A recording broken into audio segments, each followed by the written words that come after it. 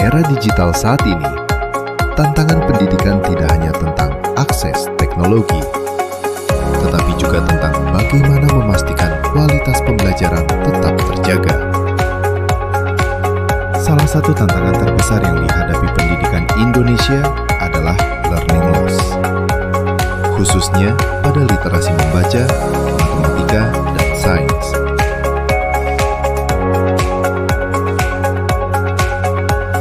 Berdasarkan hasil Program for International Student Assessment atau PISA tahun 2022, capaian literasi siswa Indonesia masih berada di bawah rata-rata negara OECD. Skor literasi membaca, matematika, dan sains menunjukkan adanya kesenjangan yang signifikan.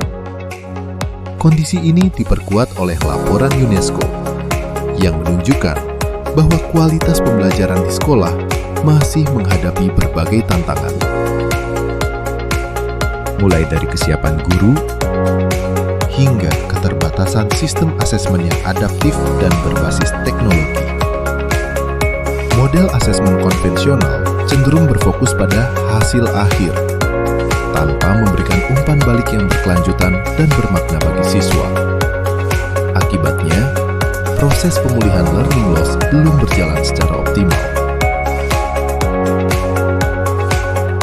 Oleh karena itu, penelitian ini bertujuan untuk mengembangkan model asesmen literasi STEM berbasis gamifikasi bagi siswa sekolah menengah pertama. Model ini dirancang untuk mengukur kemampuan literasi STEM secara berkelanjutan, meningkatkan motivasi dan keterlibatan belajar siswa, serta menghasilkan sistem penilaian yang objektif dan berbasis data. Kebaruan penelitian ini terletak pada integrasi 3 komponen utama. Pertama, pengembangan model asesmen literasi STEM terintegrasi yang menggabungkan literasi membaca, matematika, dan sains dalam satu kerangka penilaian. Kedua, penerapan gamifikasi dalam asesmen melalui elemen poin, level, badge, dan leaderboard untuk meningkatkan motivasi dan pengalaman belajar siswa. Ketiga, penggunaan algoritma Naive-Bayes Classifier sebagai mesin inti sistem asesmen untuk mengklasifikasikan kinerja akademik siswa secara objektif dan berbasis data.